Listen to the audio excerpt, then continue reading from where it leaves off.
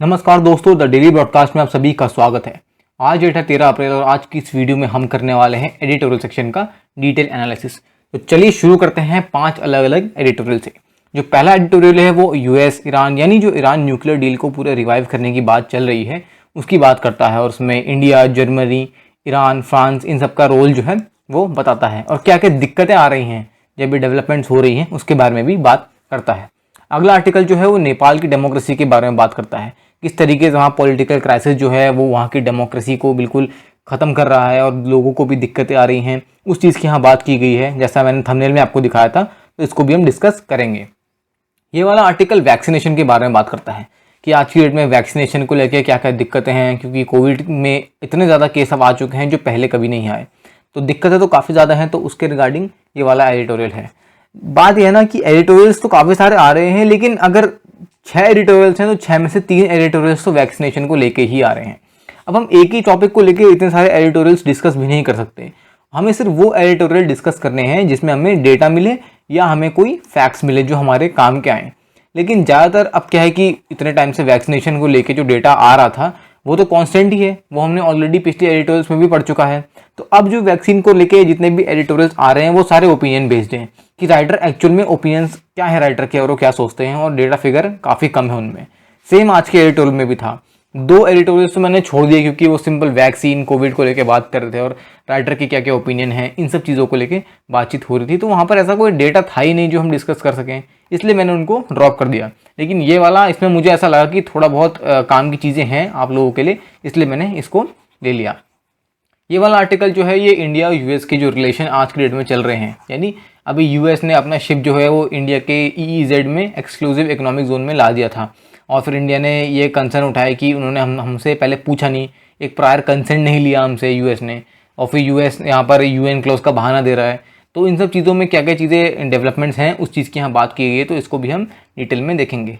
ये इंडिया और पाकिस्तान की जो आपस में आप कह सकते हैं रिलेशन जो ख़राब है ना हमारी, उसका क्या इफेक्ट साउथ एशिया पे पड़ता है उसकी यहाँ पर बातचीत की गई है कि किस तरीके से दोनों कंट्रीज़ को अपने जो डिफरेंसेस हैं उनको रिजॉल्व करना चाहिए, तब जाके सार्क जैसे जो ऑर्गेनाइजेशंस हैं वो आगे बढ़ेंगे और हम तब जाके ही एक इमर्जिंग पावर बन पाएंगे। चलिए स्टार्ट करते हैं पहले एडिटोरियल के साथ। स्लेवेजिंग स्ट्रैटेजी की यहाँ बात की गई है, यानी कोविड-19 के वैक्सीनेशन को किस तरीके से स्केल अप करने की ज़रूरत है उसकी यहाँ बात की गई है। अभी इंडिया में 1.5 लाख केस जो हैं वो आ चुके हैं एक दिन में, यानी ये अभी तक का सबसे हाईएस्ट नंबर ऑफ केस था। यानी देखो अब ऐसा हो रहा है कि इससे पहले जब लॉकडाउन लगाया गया, इतनी सारी चीज़ें हुई पिछले साल, तब तक तो इतने केस एक दिन में नहीं आए थे। लेकिन जब अब सब चीज़ें जब सब लॉकडाउन हटा दिया है, सब चीज़ें रिज्यूम हो चुकी हैं, तब जाके इतने ज़्यादा केस आ रहे हैं, तो आगे भी ये केस बढ़ेंगे ऐसा राइटर कह रहे हैं। ठीक है, उसके अलावा अभी तक तो जैसा मार्च में थोड़े बहुत केस आना शुरू हुए थे, लेकिन उससे पहले पहले तो लोगों ने ये एज्यूम ही कर लिया था कि कोरोना जो है वो एक तरीके से ख़त्म ही हो चुका है। क्योंकि मैं पेन चेंज कर लेता हूँ। तो लोगों ने ये एज्यूम कर लिया था कि कोरोना तो एक तरीके से ख़त्म ही हो चुका है, लेकिन अब देखिए कोरोना का जो नई वेव आई है ये तो और ज़्यादा बुरी है पुरानी वेव से। सरकार के भी कई डिसीजन राइटर के अकॉर्डिंग ऐसे बेकार हैं जो आज की डेट में कोरोना को बढ़ा रहे हैं। कैसे हैं? पहला डिसीजन तो है ये रिलीजियस गैदरिंग्स का, यानी जैसे कुंभ हो रहा है। अब ये इसमें भी अलग अलग ओपिनियन है, लेकिन राइटर का ओपिनियन ये है कि इस टाइप की जो गैदरिंग्स हैं उनको अवॉइड करना चाहिए, क्योंकि यहाँ पर क्राउड बहुत ज़्यादा होता है और इतने ज़्यादा क्राउड में सोशल डिस्टेंसिंग इंश्योर करना ये तो मतलब नामुमकिन सी ही बात है, क्योंकि इतनी एरिया ही नहीं है कि लोगों को इस तरीके से सोशल डिस्टेंसिंग करके आप मतलब रिलीजियस प्लेसेस पे अलाउ कर सकते हो।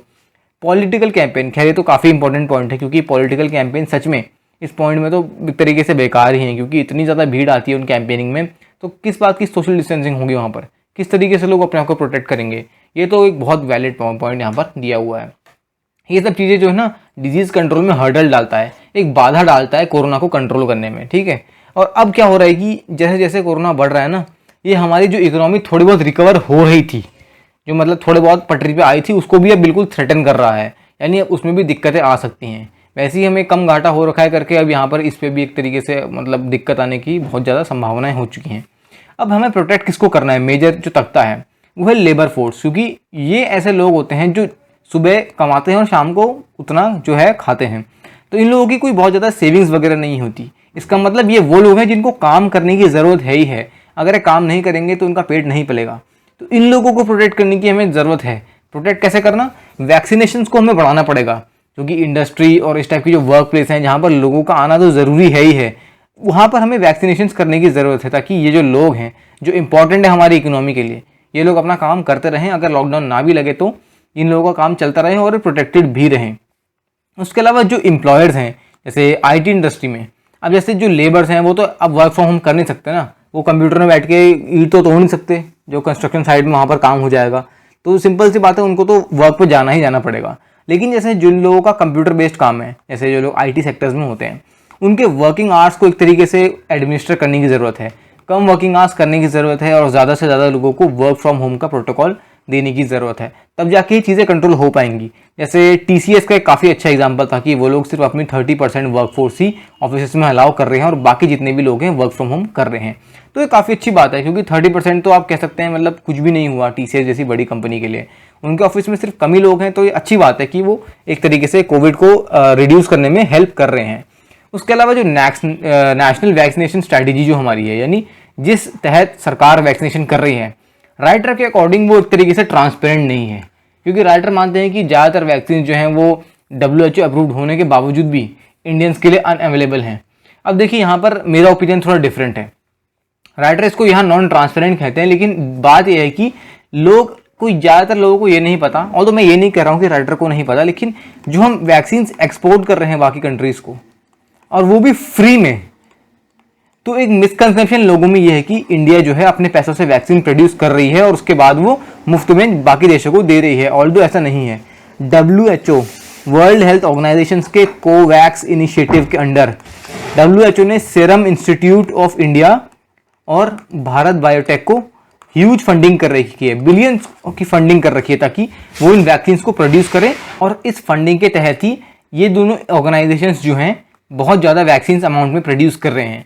और ये वैक्सीन ऐसा नहीं है कि हम अमीर देशों को एक्सपोर्ट कर रहे हैं, जितने भी गरीब देश हैं, जैसे हमने 17 अफ्रीकन कंट्रीज़ को जो वैक्सीन है प्रोवाइड करी है, क्योंकि ना उनके वहाँ कोई ऐसा वैक्सीन का मैन्युफैक्चरर है, उनकी कंट्रीज़ खुद इतनी डेवलप्ड नहीं है, तो हम ऐसे गरीब देशों की ज़्यादा हेल्प कर रहे हैं ताकि वहाँ के लोग भी रिकवर हो। क्योंकि देखिए ये इंटरनेशनल रिलेशंस में इस टाइप की चीज़ें करना काफ़ी ज़्यादा इंपॉर्टेंट होता है।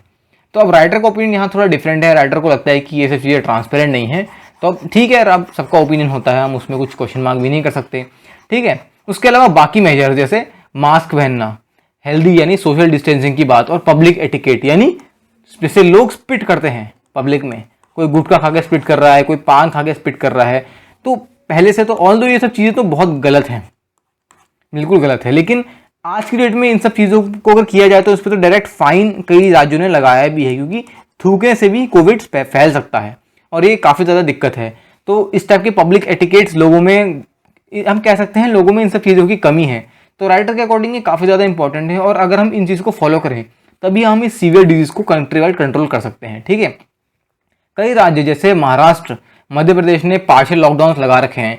फुल लॉकडाउन अभी रायपुर में लगा था छत्तीसगढ़ में कुछ दिनों के लिए।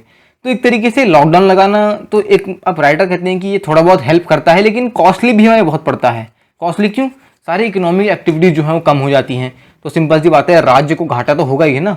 उसके अलावा अगर हम पब्लिक कोऑपरेशन प्रॉपर्ली करें, यानी लोग प्रॉपर्ली मास्क पहने, सैनिटाइज करके रखें, वैक्सीन लगाने के लिए आगे आएँ, इस टाइप की चीज़ जो है ना आपस में ट्रस्ट बढ़ाएंगी, और तभी जाके हम इस वायरस को डिफीट कर सकते हैं, नहीं तो दिक्कतें आगे जाके बहुत ज़्यादा होंगी। अगले आर्टिकल की तरफ पढ़ते हैं। ये बात करता है ईरान न्यूक्लियर डील के बारे में।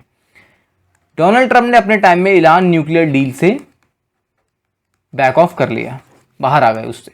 अब जो बाइडेन इसको रिवाइव करना चाहते हैं, लेकिन रिवाइव करने में जो दिक्कतें आ रही है ना, कहते हैं ना एक बिल्डिंग को बनाने में बहुत टाइम लगता है, लेकिन उसको तोड़ने में कुछ टाइम नहीं लगता।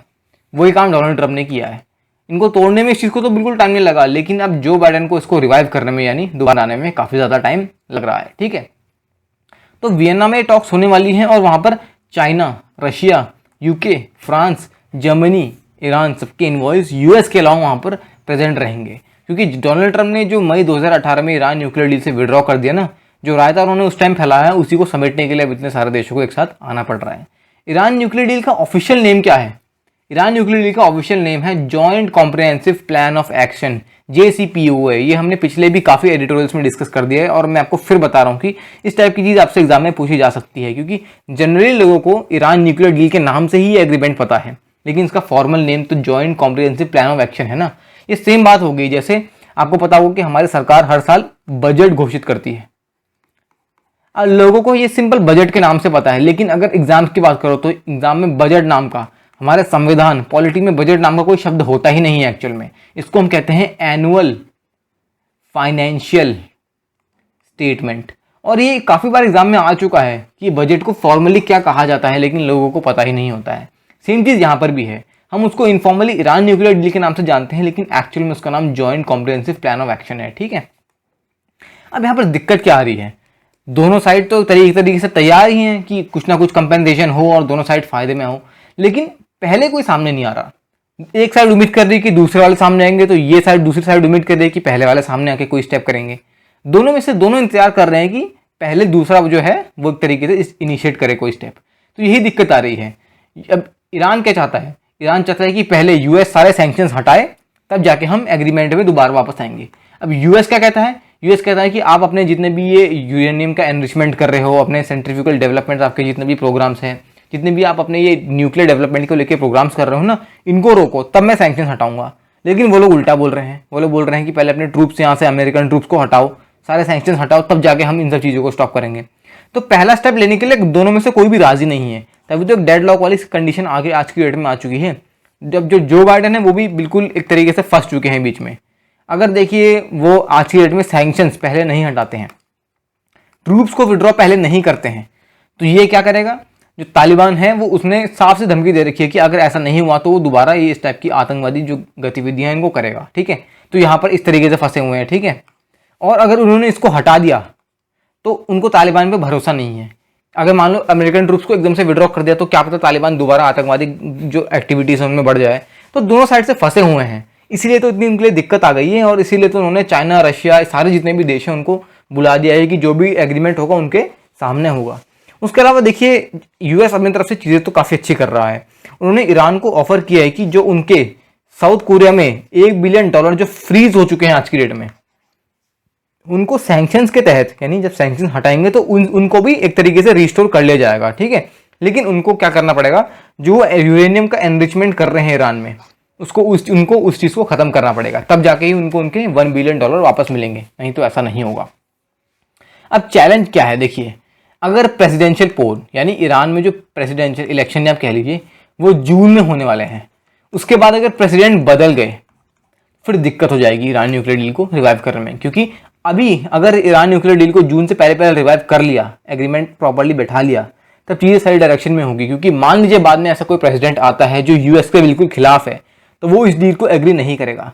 तो यूएस का बेस्ट चांस ना अभी है, अभी इस वक्त ही अगर यूएस ईरान न्यूक्लियर डील को रिवाइव कर लेता है तभी सही डायरेक्शन में चीज़ होंगी, नहीं तो बाद में तो बहुत देर हो जाएगी। ठीक है, अब एक्सटर्नल डेंजर भी बहुत ज़्यादा है। ईरान में शिया मिलिशियाज इतने ज़्यादा है ना कि आज की डेट में वो यूएस की फोर्सेस को टारगेट करते हैं, वो बिल्कुल यूएस की फोर्सेस के अगेंस्ट है, उनके बेसों पे हमला करते हैं, उनको एक तरीके से बहुत नुकसान पहुंचाते हैं। तो ये एक बहुत मेजर दिक्कत आज की डेट में जो बाइडेन के सामने खड़ी है।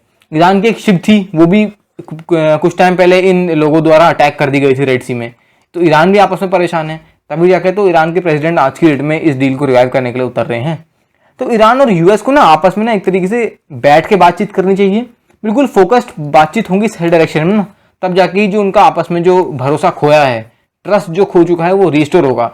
और एक बार ट्रस्ट रिस्टोर होगा तब जाके चीज़ें सही डायरेक्शन में हो पाएंगी और ये डील रिवाइव हो पाएगी। अगला आर्टिकल तो ये बिल्कुल जो थंबनेल है उसी से रिलेटेड है। थंबनेल में आपने देखा होगा मैंने किस तरीके से वहाँ पर नेपाल से रिलेटेड बनाया था। तो यहाँ पर बताता है कि किस तरीके से नेपाल की जो गवर्नमेंट है ना आज की डेट में एक डेडलॉक में अटकी हुई है और क्या क्या दिक्कतें वहाँ पर है। ठीक है, अब हुआ क्या ना, जब दिसंबर 2020 को केपी शर्मा ओली ने जो लोअर हाउस था उसको डिसॉल्व कर दिया। और डिसॉल्व भी कैसे किया, वहाँ पर लोअर हाउस को डिसॉल्व करने के लिए प्रेसिडेंट जो है वहाँ के कौन, विद्या देवी भंडारी, उनका सपोर्ट चाहिए होता है। तो उन्होंने भी अपना सपोर्ट दे दिया, जो एक्चुअल में सरप्राइज था। ऑल तो लोग सोच रहे थे कि नहीं वो अपना सपोर्ट इस टाइप की अनडेमोक्रेटिक चीज़ों में नहीं देंगे, लेकिन उन्होंने भी अपना सपोर्ट दे दिया। अब दबाव में आके दिया, कैसे दिया ये तो हमारे लिए इंपॉर्टेंट नहीं है, लेकिन बस डिसॉल्व कर दिया। तो एक तरीके से उन्होंने क्या किया, उनका जो डेमोक्रेटिक स्पिरिट था नेपाल का उसको अंडरमाइन कर दिया। ठीक है, सुप्रीम कोर्ट ने भी अपना डिसीजन दिया कि किस तरीके से नेपाल की कम्युनिस्ट पार्टी है उनका जो स्टेटस है वो डिस्प्यूटेड एक तरीके से, लेकिन फिर भी वहाँ पर उनकी भी कोई बात प्रॉपर्ली मानी नहीं गई।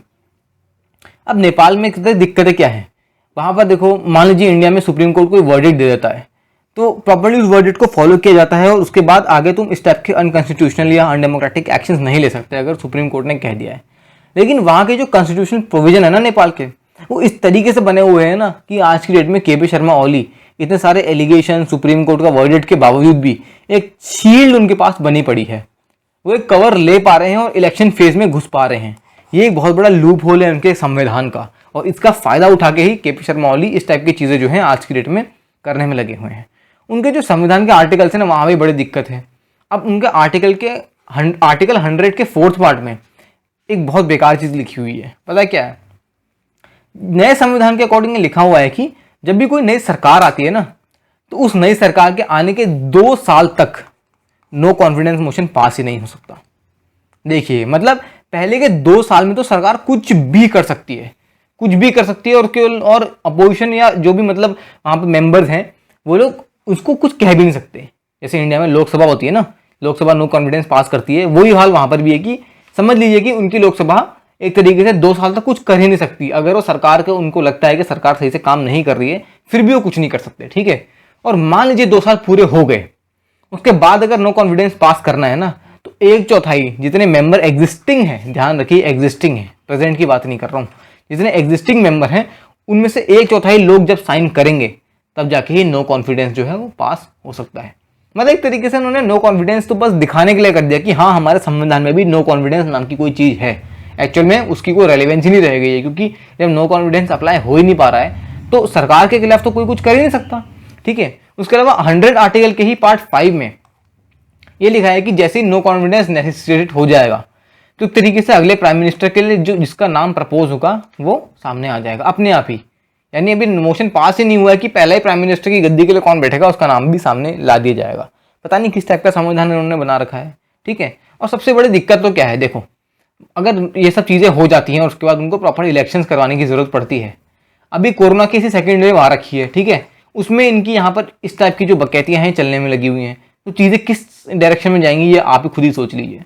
कोरोना इतना ज़्यादा फैल रहा है, इनके पास वैक्सीन तो है नहीं, ठीक है, चले हैं इलेक्शन करवाने के लिए, चले हैं यहाँ पर ये पॉलिटिकल क्राइसिस करवाने के लिए, लोग सड़कों पर प्रोटेस्ट कर रहे हैं। अब कैसे चलेंगी चीज़ें सही डायरेक्शन में? और आखिर में होगा क्या? इंडिया ही हेल्प करेगा, क्योंकि चाइना तो इनकी ऐसे अब हेल्प अगर चाइना करता भी है तो चाइना अपने सेल्फिश इंटरेस्ट के लिए करता है। अगर चाइना करेगा तो कल को चाइना बोल देगा कि तुम्हारी नेपाल की ये टेरिटरी मेरी है, या नेपाल से कुछ और, जैसे अभी कुछ टाइम पहले जब पॉलिटिकल क्राइसिस हुआ था तब नेपाल के जो डिप्लोमेट थे या नेपाल के जो एनवॉय थे चाइना के जो एनवॉय थे नेपाल में, उन्होंने एक तरीके से मीडिएट किया था पार्टी के बीच में। बल्कि ऐसा कभी होता है, मान लीजिए बीजेपी अगर 2 भागों में बढ़ जाती है तो कल को क्या यूएस के जो डिप्लोमेट्स यहाँ बैठे हुए हैं एम्बेसी में, ये आके बीजेपी का डिस्प्यूट रिजॉल्व करेंगे क्या? कभी नहीं है। उनको क्या मतलब है ये हमारे देश में क्या चल रहा है? वो तो सिंपल से बात है, एनवॉय हैं, डिप्लोमेट हैं, उनको कोई मतलब ही नहीं होता इन सब चीज़ों से।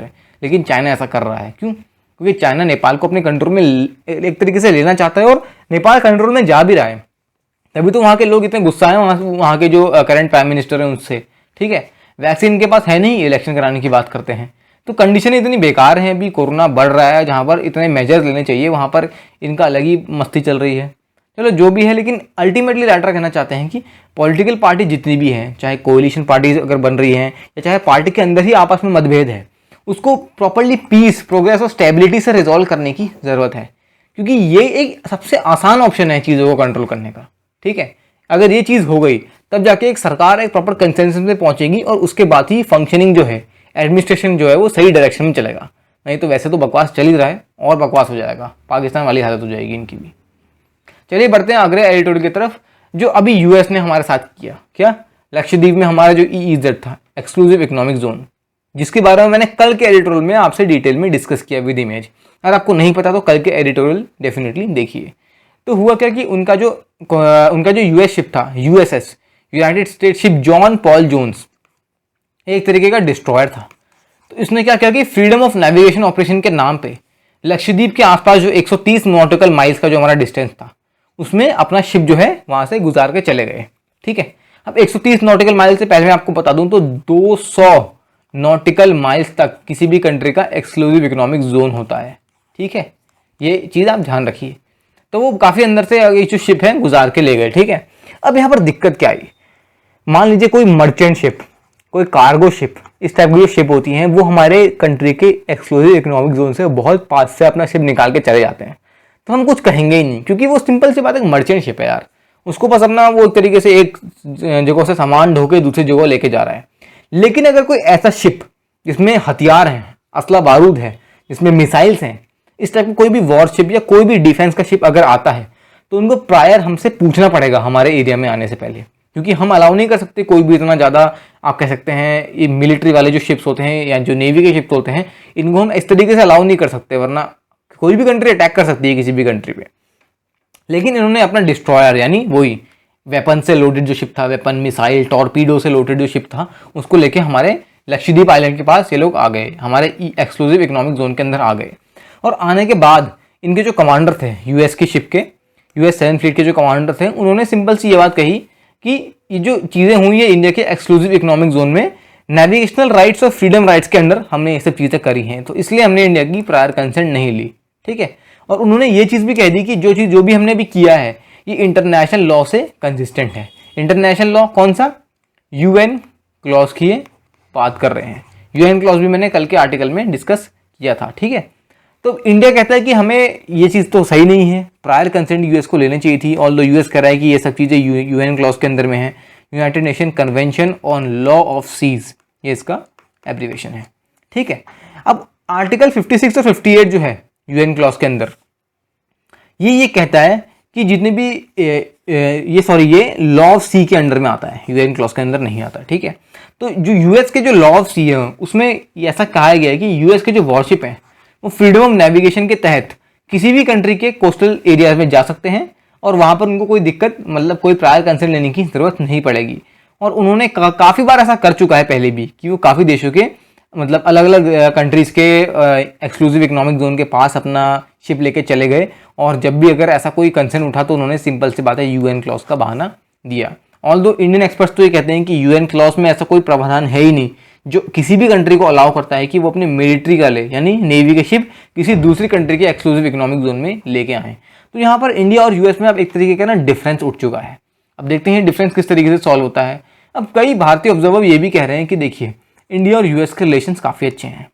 अच्छे तो सिंपल सी बात है ही, हमने इतने आर्टिकल्स डिस्कस किए, कभी अगर एनर्जी रिलेशंस की बात हो रही है, कभी डिप्लोमेटिक रिलेशंस की बात हो रही है, कभी मिलिट्री डील्स हो रही हैं, कभी स्ट्रैटेजिक रिलेशंस की बात हो रही है, तो इतने सारी चीज़ों में डिस्कशन होता रहता है, तो आपस में मतभेद तो हमारा नहीं है।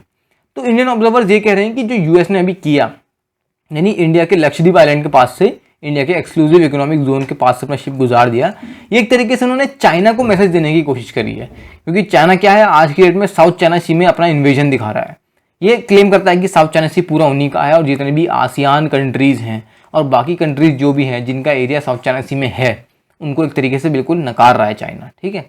तो एक तरीके से वो बता रहे हैं कि किस तरीके से ऐसा होता है कि चाइना जो है अपनी नेवी का प्रेजेंस इंडियन ओशन में काफ़ी ज़्यादा बढ़ाने की मतलब ट्राई कर रहा है। क्यों? क्योंकि वो देखो, आपको पता होगा कि चाइना जो है इंडियन ओशन को जब भी हम इंडो पैसिफिक कहते हैं, तो वो कभी भी इस चीज़ को मानता नहीं है, वो हमेशा इसको एशिया पैसिफिक करके डेजिग्नेट करता है, क्योंकि उनके अकॉर्डिंग इंडो पैसिफिक नाम की कोई चीज़ ही नहीं है। तो इस वजह से वो हमसे चिढ़ते हैं और इसलिए वो अपनी प्रेजेंस जो है इंडियन वाटर्स में बढ़ा रहे हैं। तभी तो उन्होंने श्रीलंका का जो हम्बनटोटा पोर्ट है उसको कब्जा रखा है। चलिए खैर टॉपिक पे आते हैं। तो बताया जा रहा है कि किस तरीके से, क्योंकि चाइना जो है अपना इंडियन वाटर्स पे प्रेजेंस बढ़ा रहा है, इसलिए यूएस ने ये चीज़ करी है। लेकिन यूएस ने जो भी किया ना, फ्रीडम ऑफ नेविगेशन के अंदर लक्षद्वीप के पास में शिप लेके चला गया, ये एक तरीके से उन्होंने प्लान कर रखा था। ये ऐसा ही नहीं कि मतलब लक्षद्वीप रास्ते में आया तो चलो इसके बगल से शिप निकाल लेते हैं, ऐसा नहीं। क्योंकि अगर अंडमान एंड निकोबार से वो ये चीज़ करते तो ये थोड़ा कॉन्ट्रोवर्शियल हो जाता। क्यों? क्योंकि अंडमान एंड निकोबार इंडिया के लिए बहुत स्ट्रेटेजिक है। आपको पता होगा कि हमने यहाँ पर INS बाज नाम का नेवल एयर स्टेशन बना रखा है, जहाँ पर P-8I पोजाइडन जो मेरीटाइम सर्वेलेंस एयरक्राफ्ट है इंडियन नेवी का, वो हमने वहाँ पर डिप्लॉय किया है, क्योंकि उसी के पास में एक स्ट्रेट है जहाँ से बहुत मेजर ट्रेड पास होता है। कौन सा? Straight of Malacca. यहाँ से चाइना का भी काफ़ी जगह ट्रेड पास होता है। तो हमें इस ट्रेड को एक तरीके से ध्यान देने की ज़रूरत है, क्योंकि अगर फ्यूचर में कभी भी जाके कोई गड़बड़ होती है इंडिया और चाइना की आपस में, तो हम इस ट्रेड को डायरेक्टली ब्लॉक कर सकते हैं और चाइना को एक तरीके से इफेक्ट कर सकते हैं। तो इसलिए अंडमान निकोबार हमारे लिए काफ़ी स्ट्रेटेजिक है, और इसलिए यूएस नेवी ने वहाँ पर कोई भी हस्तक्षेप करने की ज़रूरत नहीं करी। उन्होंने बस यहाँ पर एक तरीके से दिखाना चाहा कि हाँ, हमारे लिए जितना बराबर इंडिया है उतने बराबर हमारे लिए हमारे जो बाकी दुश्मन हैं वो भी हैं। ऐसा लिखा है ना, अपोनेंट्स एंड पार्टनर्स अलाइक, दोनों को एक ही तराजू में जो है यूएस तोलता है। जब किसकी बात आती है? रूल्स की बात आती है। यानी रूल्स जो है यूएस के लिए, उसके अपोनेंट्स और पार्टनर सबके लिए एक जैसे ही हैं। तो उन्होंने एक तरीके से चाइना को सिग्नल यहाँ पर किया है, ऐसा ऑब्जर्वर्स कह रहे हैं। लेकिन देखते हैं फ्यूचर में क्या क्या डेवलपमेंट्स होती हैं। अभी हम बिल्कुल एक्चुअल में ऐसा कुछ कह नहीं सकते कि actual verdict, actual intention US navy का क्या था। इंडिया और पाकिस्तान की राइवलरी यहाँ पर बताई गई है। खैर ये तो एक मजाक टाइप का ही चीज़ हो गई, क्योंकि देखिए अभी क्या हो रहा है कि ये तो एक सीरियस डेवलपमेंट थी कि हमारे जो आर्मी के जो जितने भी डीजीज थे, DGMO, director general of military operations, उन्होंने आपस में इंडिया और पाकिस्तान में बात करी और जितने भी 2003 का सीज फायर एग्रीमेंट था, एलओसी के जो डेवलपमेंट्स थे उन पर एग्री किया, ठीक है। और इस तरीके से जितना भी कॉन्फ्लिक्ट है उसको रिजॉल्व करने की उन्होंने बात करी। अब देखिए इंडिया तो ऐसी कंट्री है ना, हमेशा से इंडिया पीस चाहता है। ऑल्दो इंडिया के पास आर्मी जो है वो टॉप 3 में आती है, इंडियन आर्मी, लेकिन फिर भी हमने कभी भी किसी देश पे पहले अटैक नहीं किया। हमने तभी अटैक किया जब किसी देश ने हम पर अटैक किया। तो सिंपल सी बात है, Indian army is the most peace loving army, ये वो खुद कहते हैं, ठीक है। तो वही बात अब पाकिस्तान की साइड से नहीं आती ना। आज की डेट में पाकिस्तान जितने भी एग्रीमेंट्स पे बैठ रहा है वो सिर्फ इसलिए बैठ रहा है क्योंकि वो FATF यानी फाइनेंशियल एक्शन टास्क फोर्स की ग्रे लिस्ट में है। और अगर वो ग्रे लिस्ट से ब्लैक लिस्ट में आ गए तो फिर क्या होगा? उनकी इकोनॉमी तो वैसे ही गड्ढे में है और गड्ढे में चली जाएगी। उनको जैसे IMF तो अभी लोन दे रहा है, बाद में उनको लोन मिलना भी मतलब बड़ी दिक्कत आ जाएगी। अभी वहाँ इतना ज़्यादा इन्फ्लेशन है, तो अभी इतनी दिक्कतें हैं, तो अगर ब्लैक लिस्ट में आ गए तो कितनी दिक्कतें होंगी, ठीक है। तो FATF का मेन वो क्या होता है ना, FATF हमेशा ये कहता है कि कंट्रीज़ को हमेशा टेररिज्म को कंट्रोल करना चाहिए, ख़त्म करना चाहिए, और मनी लॉन्ड्रिंग जो है उसको रोकना चाहिए। और पाकिस्तान इन सब दोनों ही चीज़ों में बिल्कुल असफल रहा है। आतंकवाद तो इतना ज़्यादा है, मनी लॉन्ड्रिंग भी दबा के करता है, इसीलिए वो FATF की ग्रे लिस्ट में है। और अब अगर इन्होंने इन सब चीज़ों को कंट्रोल नहीं किया ना तो वो ब्लैक लिस्ट में आ जाएंगे। तो ब्लैक लिस्ट में से बचने के लिए ही वो इंडिया के साथ अपनी दोस्ती जो है वो बढ़ा रहे हैं, और इसीलिए तो वो इन एग्रीमेंट्स को कर रहे हैं। मतलब एक तरीके से सेल्फिश नेचर ही कह लीजिए पाकिस्तान का, ठीक है। अब दिक्कत उनकी ये है ना, इमरान खान लोग, उन सबकी दिक्कत ये है कि वो हमेशा से घुमा फिरा के जम्मू कश्मीर पर ही आके फंस जाते हैं। उनके देश में कितनी दिक्कतें हैं यार, गरीबी है, कुपोषण है, ठीक है। जितने भी यंग बच्चे हैं उन पर कभी फोकस नहीं किया जाता, एजुकेशन की इतनी ज़्यादा दिक्कतें हैं, उन सब चीज़ों पर ध्यान नहीं दे रहे। घुमा फिरा के वही कि कश्मीर हमारा है, कश्मीर उनका है, तो वो हमसे छीन उसको ले भी तो पाते नहीं है ना। उनके पास इतनी स्ट्रेंथ है कि वो कश्मीर ले पाएँ। जब भी लेने की कोशिश करते हैं हम उनको हरा ही देते हैं, ठीक है। तो वही है ना, मतलब बात तो मानते हैं नहीं। या तो कोई कंट्री इतनी पावरफुल हो, जैसे चाइना जो है वो इतना पावरफुल है तो वो अपनी प्रेजेंस दिखाता है ना, इनके पास कोई पावर है, फुद्दू सी इनकी आर्मी है, और आ जाते हैं कश्मीर मांगने के लिए, ठीक है। और वही प्रोपेगेंडा UN में भी कहेंगे कि कश्मीर का इशू जो है वो सॉल्व होना चाहिए, 370 रिस्टोर करो। वही बात श्रीलंका में भी करेंगे। तो जो जिन चीज़ों पे ध्यान देना है ना, उन चीज़ों पे ध्यान तो दे नहीं पा रहे हैं, फालतू की चीज़ों में इनका ध्यान है। मेन दिक्कत तो यहाँ पर यही है, ठीक है। अब बात यह है कि जो पाकिस्तान इंडिया के साथ आज की डेट में कर रहा है ना, मतलब पहले से जो कर रहा था, इतने मतभेद जो बना रहा था, ट्रेड कैंसिल कर दिया, इन सब चीज़ों को, तो अपने आप को तो हर्ट कर ही रहा है। उसके अलावा साउथ एशिया की जो ग्रोथ है ना उसको भी रोक रहा है। मैं बताता हूँ कैसे। देखिए पहले तो आपको पता होगा, जैसे सार्क जैसे जो ऑर्गेनाइजेशन हैं वहाँ पर इंडिया और ये बांग्लादेश जैसे इस टाइप की जो कंट्रीज़ हैं ना, ये मेजर एक तरीके से कंट्रीब्यूशन करती हैं। लेकिन पाकिस्तान जो है इन सब चीज़ों में हर्डल डाल देता है। कभी ट्रेड बैन कर देगा इंडिया के साथ, कभी एयर स्पेस बैन कर देगा, यानी बाधाएं बीच में इतनी डाल देगा ना कि बाकी देश भी ना फूल फल नहीं पा रहे हैं। अब मान लीजिए पाकिस्तान इंडिया के साथ रिलेशन अच्छे कर दे तो हमारा एक तरीके से पाकिस्तान से अफगानिस्तान, अफगानिस्तान से पूरा आप कह सकते हैं जो मिडिल एशिया है और जो यूरोप का साइड है वहाँ पर हम प्रॉपर ट्रेड कर पाएंगे और कंट्रीज जो है डेवलप करेंगी। पाकिस्तान को भी फ़ायदा होगा क्योंकि उनके कंट्री से हमारा ट्रेड गुजरेगा तो उनको भी कुछ पैसा मिलेगा, इंडिया को भी फ़ायदा होगा। लेकिन वही बात है ना, उनके अकल पे तो पत्थर पड़ा हुआ है, लेकिन वही आपस में फालतू की मतलब बातें हुई है इनकी होती है। 370-35 को रिस्टोर करो, कश्मीर की प्रॉब्लम सॉल्व करो, इन सब चीज़ों में ये लोग फंसे रहते हैं, ठीक है। तो अब क्या है कि सार्क जो है ना वो आज की डेट में इंडिया पाकिस्तान के जो आपस में मतभेद है ना उसका शिकार सार्क भी बन चुका है, जबकि उनका तो कोई दोष भी नहीं था। मेन दिक्कत यहाँ पर है। External affair minister S Jaishankar ने भी दिसंबर 2020 में यही कहा कि अगर सार्क जो है उसको डेवलप ही करना है तो पाकिस्तानी बेहुदा हरकतें जैसे ट्रेड ब्लॉक कर देगा, कनेक्टिविटी ब्लॉक कर देगा, इस टाइप की दिक्कतें क्यों कर रहा है? अगर उनको इतना ही अगर पड़ी है इन सब चीज़ों को डेवलप करने की तो क्यों करने में लगा हुआ है, ठीक है। मेन दिक्कत तो ये है। अब इंडिया की बात करो तो ना, इंडिया पूरा साउथ एशिया में यानी सार्क में ही लैंड एरिया में 62% कॉन्ट्रीब्यूट करता है, जनसंख्या में 75% कॉन्ट्रीब्यूट करता है और GDP में 83% कॉन्ट्रीब्यूट करता है। देखिए काफ़ी इंपॉर्टेंट डेटा फिगर है, मैं इसको स्टार मार्क कर देता हूँ, ये काफ़ी ज़्यादा इंपॉर्टेंट है। ठीक है, भारत के बाद पाकिस्तान जीडीपी में सिर्फ 7.6% कॉन्ट्रीब्यूट करता है, बांग्लादेश सिर्फ 5.6% कॉन्ट्रीब्यूट करता है। यानी एक तरीके से आप कह सकते हैं कि सार्क जो है ना वो पूरा इंडिया पे ही टिका हुआ है। चाहे लैंड एरिया की बात कर लो, चाहे जीडीपी की बात कर लो, इंडिया ही तो मेजर कंट्रीब्यूशन कर रहा है। तो अब सिंपल सी बात है, पाकिस्तान को भी ये चीज़ ध्यान देनी चाहिए ना कि इंडिया को फालतू की इन सब चीज़ों में उलझा के कोई फायदा नहीं है।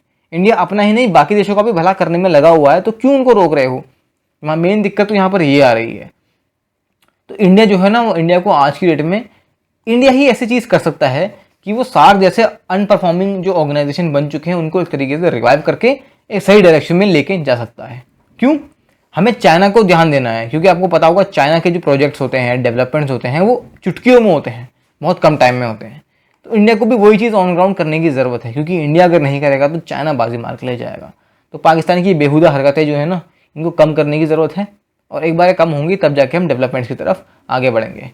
तो आज का सेशन थोड़ा लंबा हो गया था। आज हमने डिस्कस करे 5 अलग अलग एडिटोरियल्स। आई होप आपको एडिटोरियल पसंद आए होंगे। अगर आए तो वीडियो को लाइक कीजिए, इस वीडियो को अपने फ्रेंड्स के साथ शेयर कीजिए, क्योंकि नॉलेज शेयर करने से इंक्रीज होती है। और चैनल को सब्सक्राइब नहीं किया तो सब्सक्राइब भी कर दीजिए और बेल आइकन को भी दबा दीजिए ताकि आपको सारे अपडेट्स विद टाइम मिल जाए। तो आज की वीडियो के लिए इतना ही, धन्यवाद।